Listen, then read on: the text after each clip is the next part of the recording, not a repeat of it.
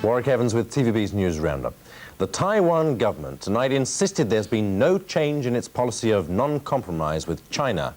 However, China Airlines officials today proposed first-ever talks with CAAC authorities on the stranded cargo plane in Guangzhou.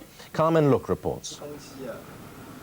In Taipei, CAL spokesman L.C. Lin says Hong Kong's Cathay Pacific has been asked to contact CAAC. Today, China has get the agreement from CPA to pass the message to CAAC. Lin told TVB earlier that CAL would not make any direct contacts with CAAC. The policy of our government is not to make any direct contact with the Chinese communists. So we do the same thing. Taiwan's Director of Information, Chiang King-yu, had also told the Legislative Yuan that the Taipei government would uphold its policy of no contact, no talks, and no compromise with the mainland. We asked Lin today whether CAL's decision is a departure from the policy of three no's.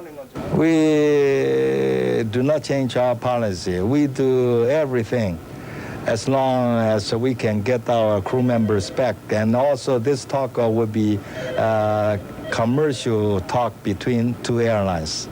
For News Roundup, Carmen Look, TVB News. The Hong Kong offices of both airlines are now awaiting word from their head offices. Betty Liu reports.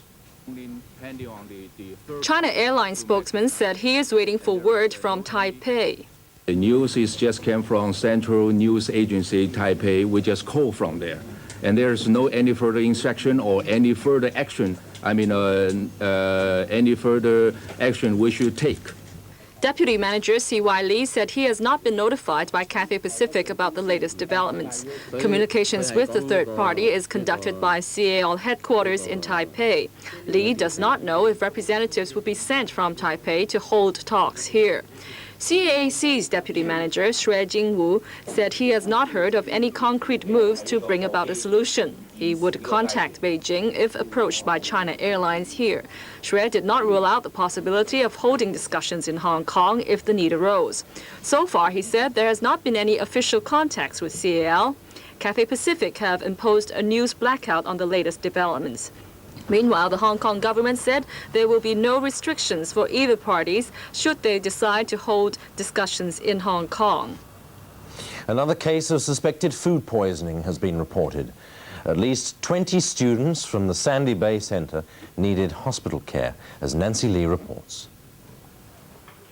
The children, aged between 4 and 24, are row students at the Red Cross JF Kennedy Center. After a medical examination, they were all discharged from hospital. The children felt sick shortly after eating this minced meat and mussels porridge for breakfast at 8 o'clock this morning.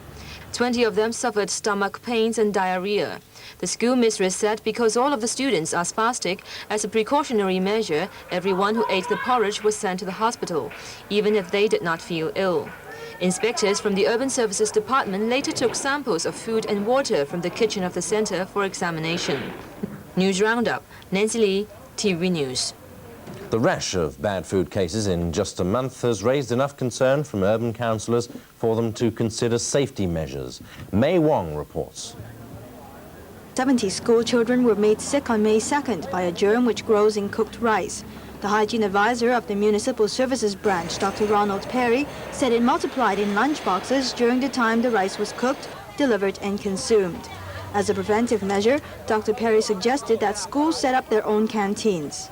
Other members suggested licensed mobile food vans be allowed to service schools. On an April 17th incident, Dr. Perry confirmed that a number of teachers were poisoned by a toxin inside some scallops they ate that had been stored in water contaminated with red tide. Dr. Perry pointed out it was the first outbreak of poisoning as a result of red tide. But he added it was impossible to forewarn the public which shellfish may contain the toxin. If there should be any future red tides, we would be issuing warning letters to all the dealers not to sell any shellfish until the red tide has been passed and subject to confirmation by laboratory analysis. For News Roundup, Mei Wang, TVB News.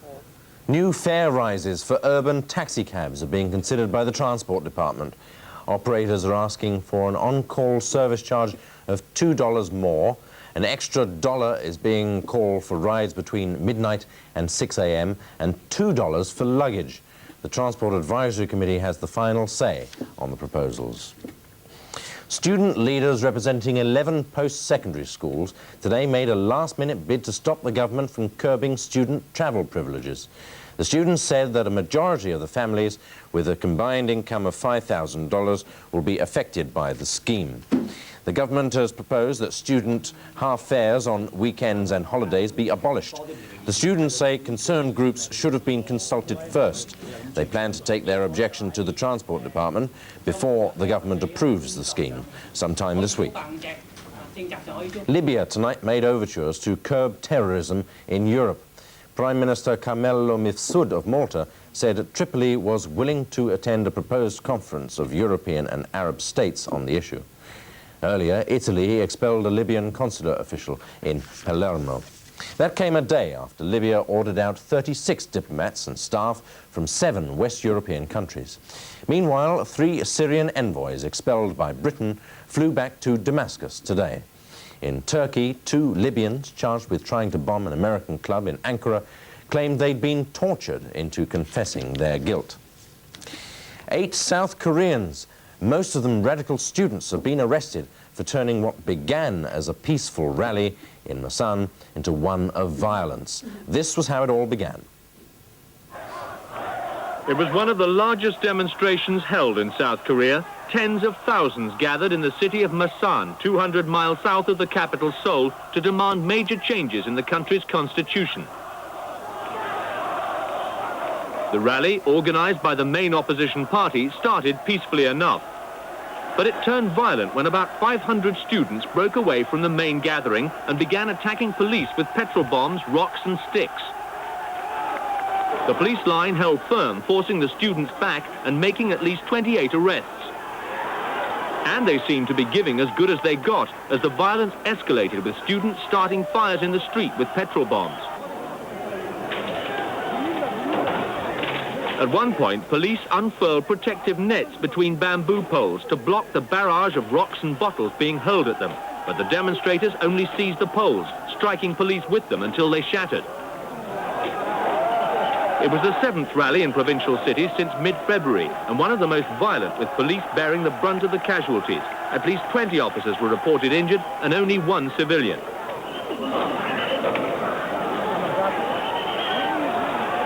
Police finally resorted to tear gas to disperse the crowd. It sent the students running for cover, but it had needed 17,000 security forces to contain the violence. The white-hot core of the Chernobyl nuclear reactor would have burnt into the earth had experts not managed to cool it in time. That's from Soviet Communist Party newspaper Pravda tonight. Earlier, a Soviet scientist said 6 people have died and 35 others are still in serious condition since the April the 26th disaster. This was how Soviet television viewers heard the news that 6 people had died in the disaster. The announcement preceded a 5-minute report on the radiation containment work still being carried out by helicopters at the stricken plant. The medical bulletin also said that 35 people were now listed as gravely ill. Military helicopters are now dropping bags of flour, sand and lead on the damaged reactor, and radiation levels are constantly monitored. The pilots were thought by Western experts to be particularly at risk. Soviet television reported that all those involved in the first few days were now being rested under medical supervision.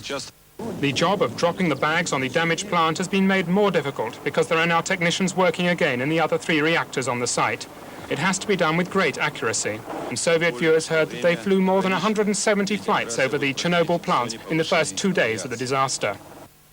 The Chernobyl accident made 2 young women richer by 1.5 million lira, that is. They tricked a widow in Treviso, Italy, into giving them the equivalent of $1,000 for decontamination. The banknotes were wrapped in a cloth and soaked with a pink liquid.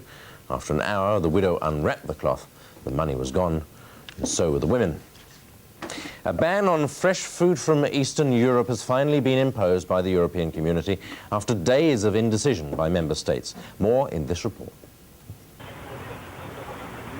The 12 community representatives had been going to meetings for nearly a week, quibbling over details of a decision to ban imports of fresh food from Eastern Bloc countries because of the Chernobyl accident. It would affect imports valued at more than $730 million. Italy, Europe's largest producer of fruit and vegetables, was said at the weekend to be unhappy about the ban, but later a unanimous decision was reached. The ban is expected to last until the end of May and will then be reviewed.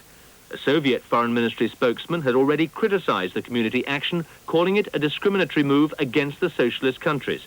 He complained that the ban was against all farm imports, including fresh meat and freshwater fish from the Eastern Bloc and Yugoslavia, rather than limited to produce specifically from the Chernobyl area. Firefighters in North Carolina have now contained a week-long fire that has burned 30,000 hectares of forests. More than 5,000 people have been evacuated from the area, but only 2 buildings have been destroyed. ABC's Rebecca Chase reports on firefighting efforts. It's a fire that refuses to go out. Just when firefighters thought they had it surrounded, early this morning, the wildfire wandered with the wind and spread north. The winds did not pick up as expected, but that kept the smoke close to the ground, causing other problems for firefighters. Time and again over the weekend, firefighters battled 100-foot walls of flame. They purposely burned 5,000 to 10,000 acres with the hope that the fire would have no place to go. A valuable piece of polar history has turned up in Norway, carefully stored for many years in an old box. Details from Mike Donkin in Oslo. This empty box, a relic of one of Amundsen's polar treks, had gathered dust in a nephew's attic in Oslo since the explorer died nearly 60 years ago. It was sent unopened to a Norwegian museum, staging an anniversary exhibition. The 240 hand-coloured glass slides they discovered inside are, the experts say, a national treasure of immense importance. They show Amundsen's schooner, the Fram, built to battle through the Antarctic pack ice. The vast frozen terrain that the 19-strong Norwegian team raced Captain Scott to cover, and the primitive conditions they endured in their camps on the way to the pole. Amundsen took the pictures himself, and they were later colour-tinted. Unlike the tragic Captain Scott, he lived to tell the tale of his epic trip, and it's thought he used these pictures on a lecture tour to raise money for later Arctic ventures. Princess Diana has denied a British newspaper's report that she's expecting a 3rd child. The newspaper Today had said the princess was to give birth in November. That, the paper claimed, explained her fainting spell in Canada last week. The princess and Prince Charles wind up their Japan tour tonight. British trainees at the Nissan factory welcomed them with an Eastern flourish. And Oriental superstitions were observed as the royal visitors painted the eye of a Daruma doll, a symbol of good luck for Nissan's new British plant. Inside, there was the other face of Japan, the high-tech future. Robots on the Nissan production line with no humans to be seen, other than pop stars' photos to brighten things up.